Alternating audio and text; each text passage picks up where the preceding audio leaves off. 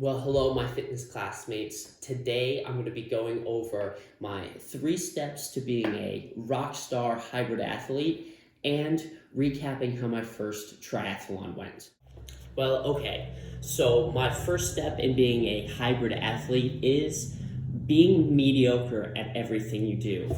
So now, if you really want to be hybrid, you're going to need to try to do a bunch of different type of events, which means that you're not going to be able to spend enough time on doing any of them well. Okay, the second you start to become too good at one, you get rewarded, and then you want to continue to go down that road even further. Next thing you know, you're putting all of your time and effort in on one thing, and now you're not hybrid anymore. So be mediocre at everything you do. Now, for step number 2 in being a hybrid athlete, this one is super important, okay? So step number 2 is hate yourself.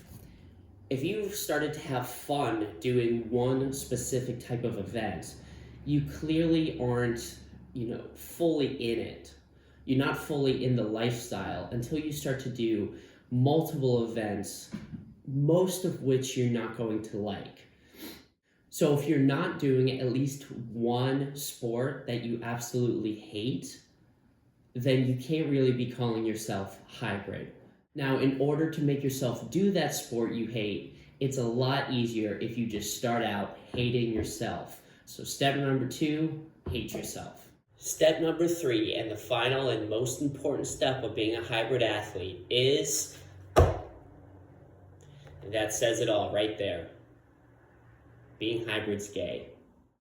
But in all seriousness, I did do the sprint triathlon in Cazenovia on August 17th. Now, that was 7 weeks after my last powerlifting meet. So I did a recap on the meet at Baines Barbell on my YouTube, so you can definitely go and watch that. I talk about everything that I've learned in that one. Kate, my wife, had convinced me a little bit after that, like, oh, now that you don't have, you're going into a work capacity block anyways, and you normally ramp up your conditioning after a meet, I'm planning on doing this triathlon. You might as well do it with me. And I was like, you know what? Fine. Didn't really take much twisting of my leg because I thought it was a good idea to really switch up my program, increase my work capacity again at coming out of the powerlifting meet. And also it would be an interesting challenge. I've never tried something like that. So that's where this idea came from. So that's it. So despite this being a video about a triathlon and the training that I did for that, I'm still going to go over the type of weight training that I did first in order to get ready for it. So obviously there was a couple changes that I made to this program compared to what I would do to get ready for a powerlifting meet. I hope so. Now, going over, I had 6 weeks of training to get ready for this triathlon, to go from pure powerlifting to I haven't swam in almost 8 years, and I hadn't run in, probably, I've done a little bit, I've been doing sprints. I would say long distance running, probably, it's been in some Metcons that I've done here and there, but nothing over miles. That hasn't happened in a really long time. And same thing for biking. I've done a lot of distance work on the assault bike, but when it comes to an actual mountain bike, it's been a really long time since I've been on that. So it was basically, moral of the story, I was starting out at 0. And I had 6 weeks to get myself ready for it and to make sure I didn't drown in a lake. So that was definitely fun. So one of the things that I did that is I went by the priority principle. And one of our kids, I say that because one of our kids gave me Arnold Schwarzenegger's bodybuilding encyclopedia. So at the same time I was reading through this, so I was thinking about this a lot. He coined, or I should say he said a lot in the book, whether he coined it or not, but at least made it popular, the term the priority principle. So in his case, he was talking about putting the muscles that you are lagging behind the most first in your workout in order to give that much energy and attention as you can. Well, I was plenty strong enough for triathlon. So the priority was going to be the conditioning part, so I didn't embarrass myself too much on that. So that, like on normal programs, a conditioning piece is going to be at the end of the workout. But since this became my priority, I put it first thing. So maybe a little bit of warm up, or was really using that conditioning piece as a lot of my warm up before doing any of the other lifts. Now I still kept a dynamic effort and max effort template in that I would normally do in my off season. So Monday was, here's some motorcycles go down the street. Monday was dynamic effort lower, then dynamic effort upper on Tuesday. Wednesday was like off and an accessory day. Thursday was max effort lower, and then Friday I didn't do really any max effort upper because I was saving my arm fatigue for swimming, which I did on both Wednesday and one day over the weekend, normally on Saturday, but sometimes I did it on Sunday. And I'll get it. So I was kind of skipping the max effort upper because I didn't really need it. It's going to be primarily lower body strength endurance. I was okay with that physical capacity dropping down a little bit because I didn't need to spend the energy. There was one place where I was, pulling out a little bit, so I could put a little bit more energy into the conditioning piece. So the breakdown of what I did on my lower body days, I did a bike workout, and I did one day that was intervals and one day that was set on distance. On my upper body days, I did sled drags and running, and I'll get into those a little bit more in each individual section. And then on the Wednesdays, and like I said, one day during the weekend, I did swimming. So after I would do that, I got into my normal, dynamic effort. On the dynamic effort days, I was using the Tendo unit where I set the velo very high, going from like 1 meter per second to 0.9 to 0.8 meters per second in order to use lightweight. Again, I was good with working on the, doing high sets and reps, 12 sets of 2, 10 sets of 2. And I lied, actually. I actually did lower than that, which is what I normally do. This time I was doing like 8 sets of 2 and then 10 sets of 1 for the deadlifts. But because of that high velocity requirement, it really reduced the amount of weight that I was using. So I was really working on rate of force development and speed strength, but I wasn't going to be too fatigued walking out of that. Again, to keep those things, that stimulus to fatigue ratio really high. So I was really getting a lot out of, developing speed strength and explosive strength with the dynamic effort method, but I wasn't getting too beat up from it because the weights were so low. And again, I'm okay if I lose maybe a little bit of top end strength from that right now because that was not my focus. It was the actual triathlon. I still did a max effort day on the Thursday where I was keeping my same rotation, a squat variation, and then this time I did more RDL variations instead of good morning variations, which is what I normally would be doing, and then a deadlift variation. And then the max effort upper body days became repetition effort upper body days where I did like bottom half bench press to failure just to keep some pec work in there.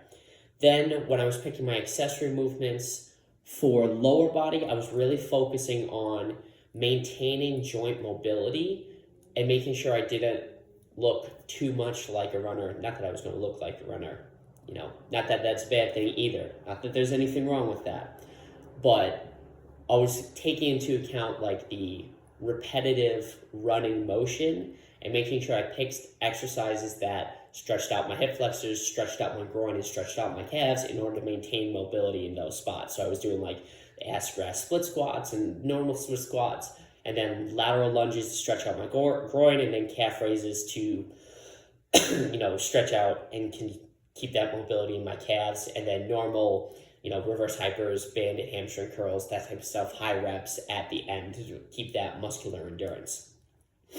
Then when it came to the upper body accessories, I was picking a lot of overhead variations and overhead shoulder variations, YTWs, band Serrano presses, because my thought behind that was the most shoulder intensive and upper body intensive part on this is going to be the swim, and that's all an overhead motion. So I'm going to pick a bunch of accessories shoulder accessories to keep my shoulders healthy in an overhead position and strengthen that overhead position. So that's pretty much the weight lifting portion of this. Like I said, started with cardio, then went into the other things that I just talked about. So I did switch up my priorities there. And here will be a couple examples of the workouts that I did.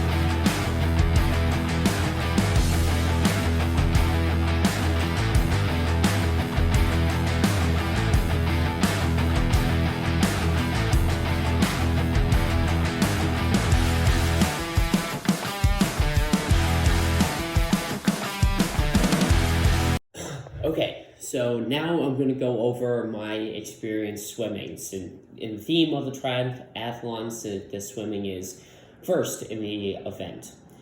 So I had kind of mentioned before, I hadn't swam since Cortland when Kate really made me do some swim workouts with her and my old workout buddy Kyle.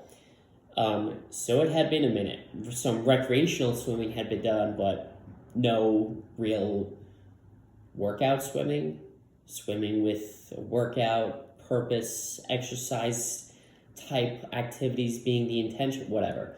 So this was the part that honestly, and I'll just come out in a minute, scared me the most. Obviously it's the thing where most can go wrong. I did not want to drown in the lake. This was the toughest mental battle portion of this whole adventure. So I was just trying to work up to being able to do the distance. The distance that I needed to do was 750 meters, which is like 820 yards. So that was like 800 yards was what was in my head. And that's what we were preparing for, because the extra 20 is fine. I wouldn't have even thought about that. So it took a little bit to get up to it, and in triathlon, you're allowed to do whatever stroke you want, and I'm pretty sure that's pretty standard. So I was doing a combination of freestyle and side stroke. Trust me, couldn't care less that I had to do some side stroke to go get it. It's like to go from no swimming to being able to swim 800 yards without stopping. I was like, I'm going to have to do some side stroke here. It's fine. I have to do it. It was basically the only way I could talk myself into doing the swim portion. So, got it. And that's what a majority of the training wound up being. If Kate gave me 200s, 100, I think like I was only being able to swim like 50 yards to 75 yards without freestyle, without stopping. So to get up to 800 total yards was going to be a lot. So I was okay, like I said, it was okay doing a lot of side stroke, and that's how I would do a majority of the intervals that Kate actually gave me. We would start with a bunch of like 200s. My first couple workouts would be maybe up to like 1,600 yards total, with between sets of 200s, 400s, not even 400s yet, 200s, 100s, 50s, so that I could get used to swimming more total distance than what I needed to do. And then eventually we started to chunk that down. So I was doing sets of 200 first, but then we eventually got to doing, work up 2 sets of 400. Like obviously that was pretty much the whole workout, but now I'm doing it, the total distance that I needed to do, just in 2 sets. And then the next workout after that, so these would be the last couple workouts before the actual event, I did 1 600 and 1 200. So I'm almost quite there. I still did the total distance, but didn't quite do it yet. And then eventually ended with doing a practice 800 before, like the week of the triathlon. So that went well. It was definitely tough. I don't really like the water, but it also gave me hope to try to get better at it and keep it in my training so that I don't lose it. So here's a couple of the swim workouts that we actually did.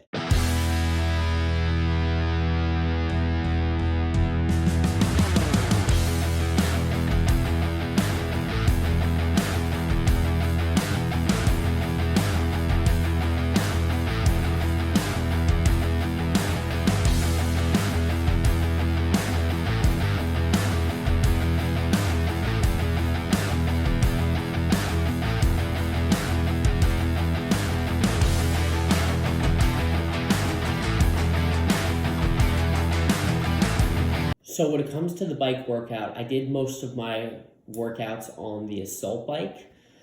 That was mostly because that was what was available to me, and I didn't really think that it was going to be an issue compared to the mountain bike.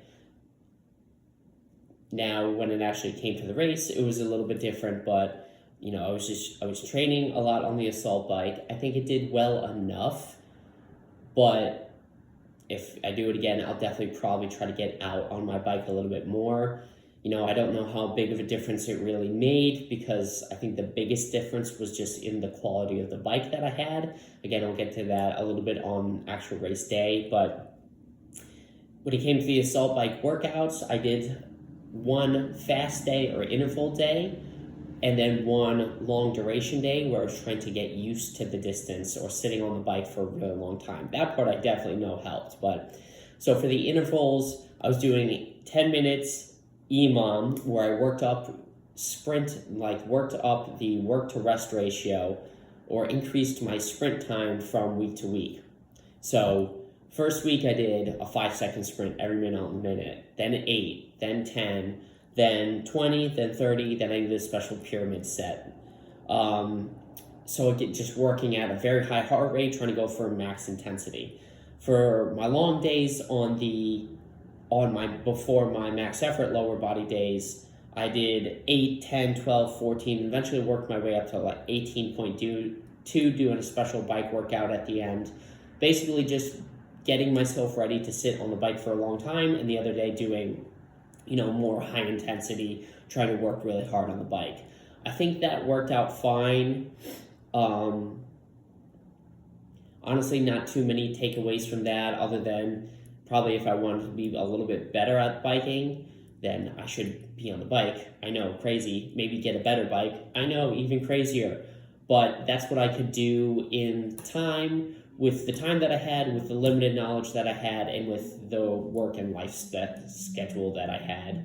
I probably could have made it work in other ways, but I didn't yet, and I'll just know that for next time.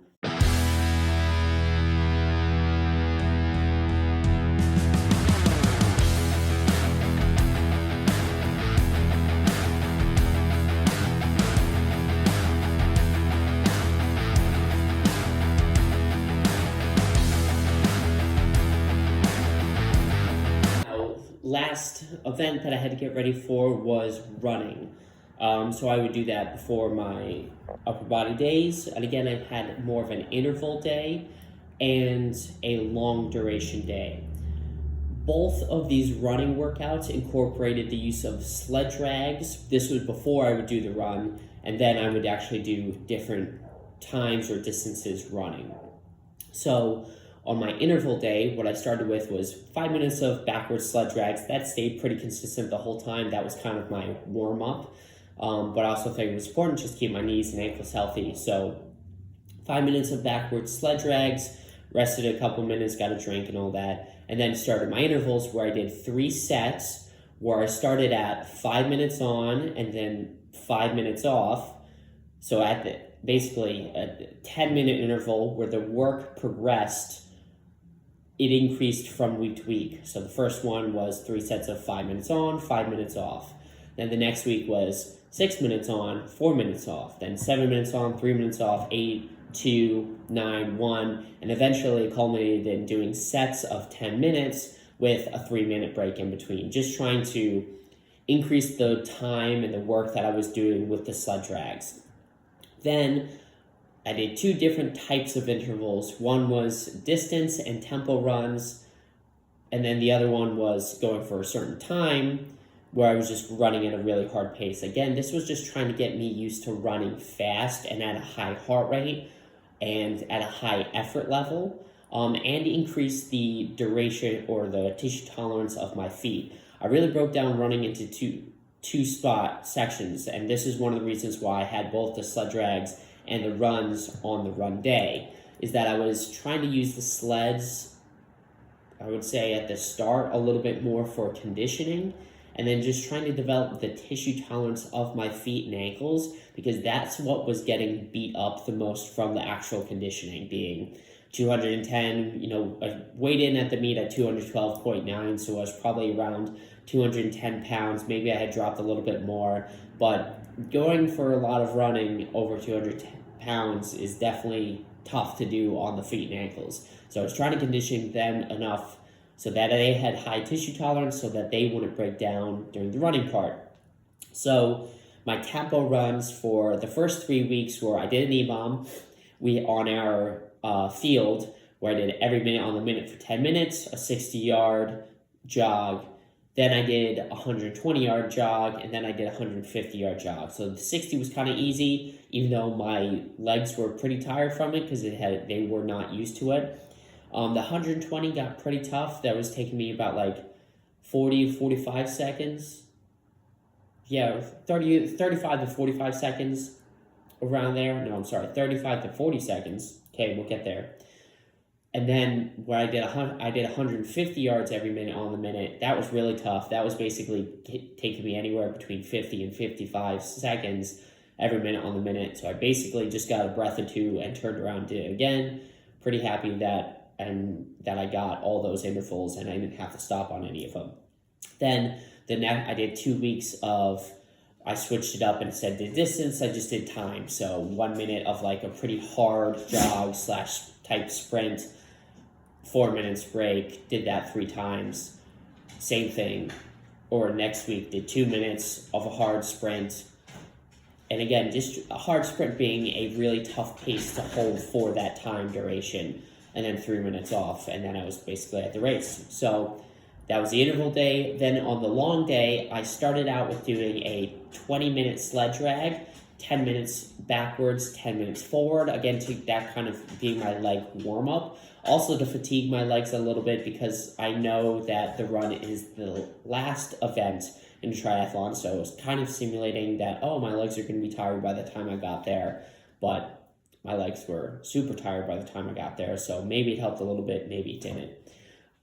But for my distance day, again, that one, I didn't really worry about my pace. I was just trying to condition my feet and ankles to be able to carry for myself for a long duration at one time. So we have about a 0.7 lap around our building. So I basically just increased a lap, 1 lap every time until I got past the 5K distance that I knew I was going to have to run. So I went from 2 laps being 1.4 to 2.1, 2.8, and ending at 3.5 miles of total running. And that stunk. That stunk a lot. But it is what it is, and it wound up working out okay. My feet and ankles held up really well. So here you can see some of those workouts.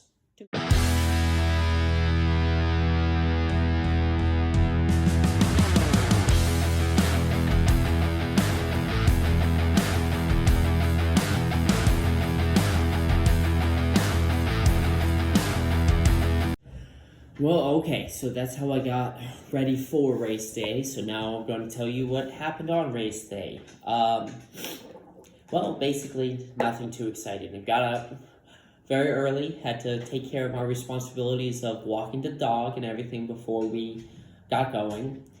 I didn't really have anything special planned for the race. I had some element in a shaker cup that I had planned on drinking during the race.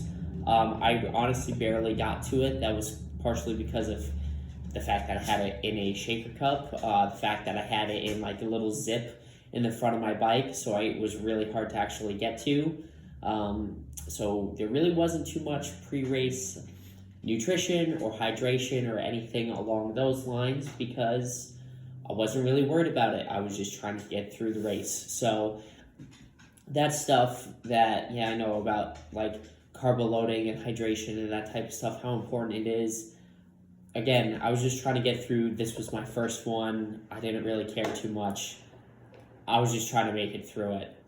And like I said, really just didn't want to drown during the first swim. And after that, I knew I could at least get through it if I didn't do that. So, as you can tell, I'm making this video here, so that was a mission success. So, the swim, basically, in Caz Lake. So this was also, like, I practiced in a pool, in Kate's pool this whole time. So this was really the first time swimming in open water. I had been in lakes and stuff before, but again, only recreationally. This was my first the race day was my first actual workout in the water.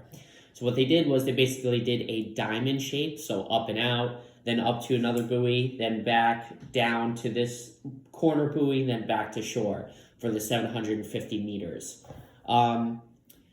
So that a couple people were telling me like, oh, what might be freaking you out is like you can't look at the bottom. You're so used to judging where you are by being able to see the bottom of the pool, but you can't obviously do that in the lake.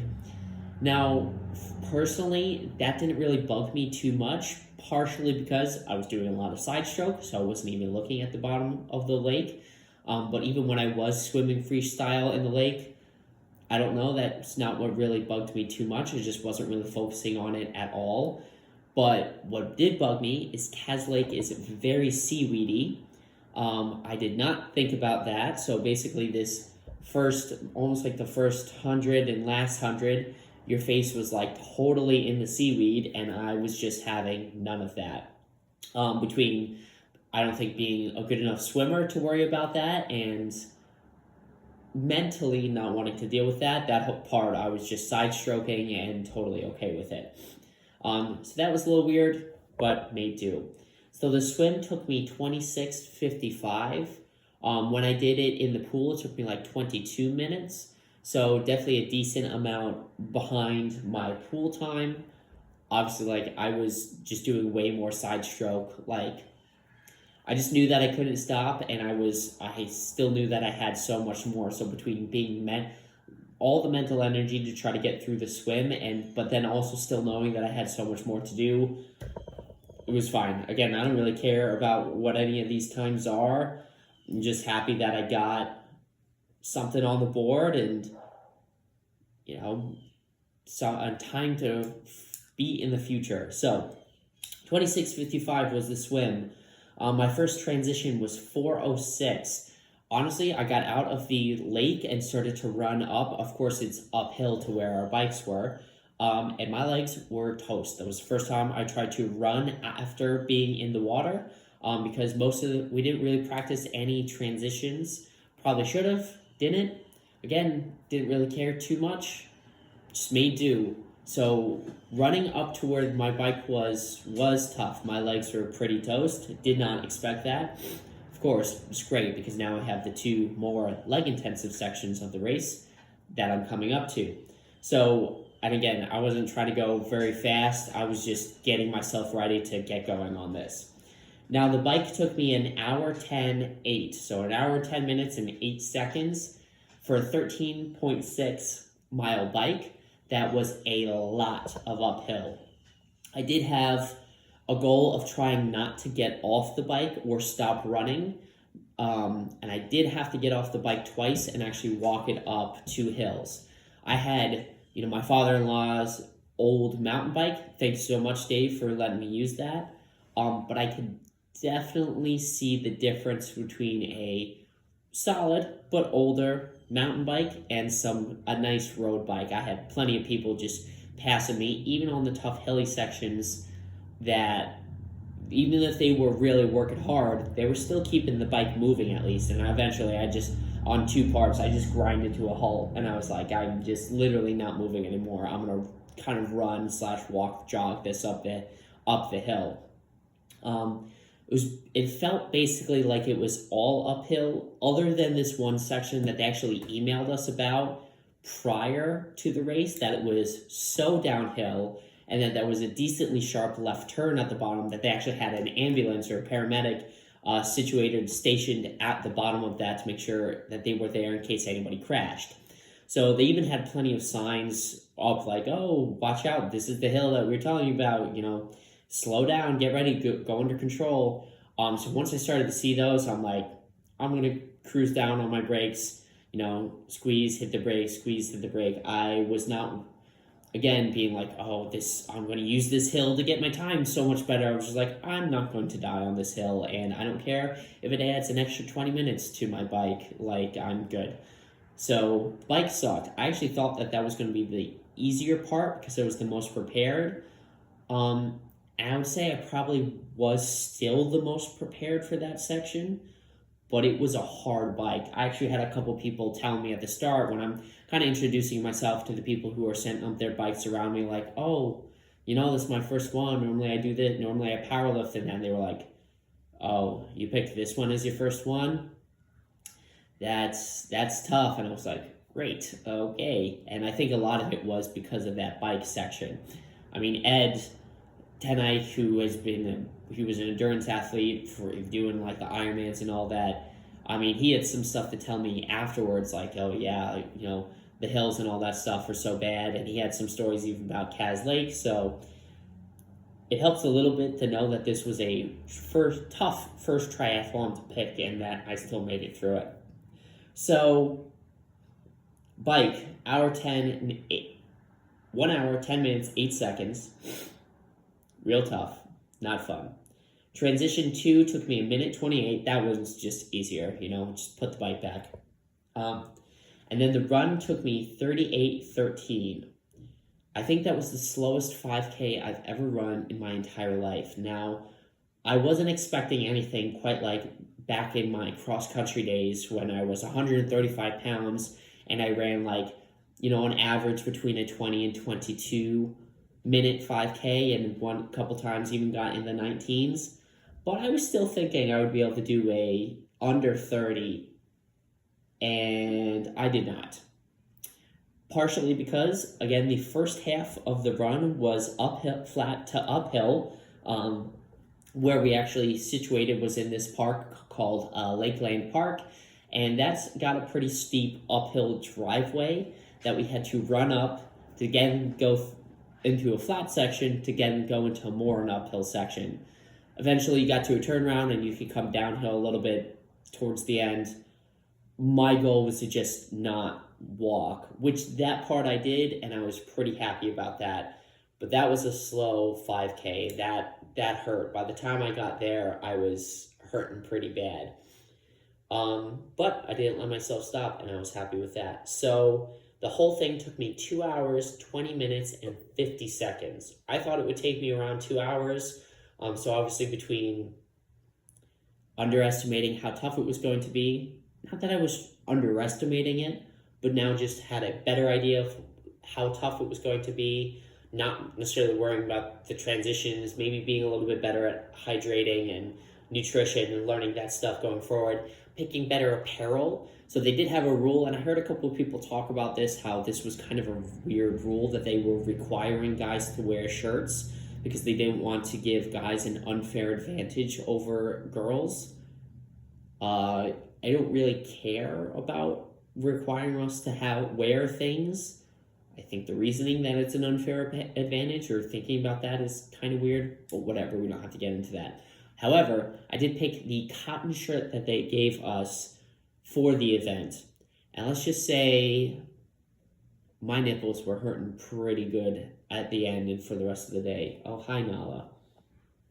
You could not have picked a worse spot to sit. Go away. Okay. Now that Nala's out of the way.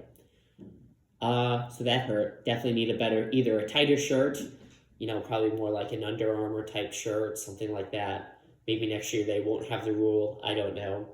Also, and I was totally okay with this, but a couple kids, at water stations threw water on me towards the end, which helped a lot. And again, I'm not complaining, but I definitely noticed it made the shirt heavier. So like the last, I don't know, maybe third of a mile I kind of felt like I was wearing a weight vest. So again, I'll know that for next time to wear better apparel. And And those are some of my takeaways. So pretty crazy adventure. I think I can get myself to do one a year. Maybe I'll make this the Caz, make the Caz one the goal, or at least for a little bit. And my goal will be try to get that under 2 hours for the sprint time. I'm not worried about trying to do a further distance or anything. I want to do better at that distance before I ever worry about that. And then go from there. So as I can see, I'm living that hybrid lifestyle now between setting some PRs and powerlifting totals and, setting PRs in triathlon. Since it's the first time I ever did it, I can count it as a PR. And we're going to move on from there. So it's definitely an adventure, something that I could see myself doing in the future, but not fully getting into yet. Maybe down the line I will, but for now, just kind of a side quest adventure, and we'll go from there. Thanks if you guys have watched this long. Hopefully you guys learned something about, trying to get into your first triathlon. Go do something fitnessy, and have a good day.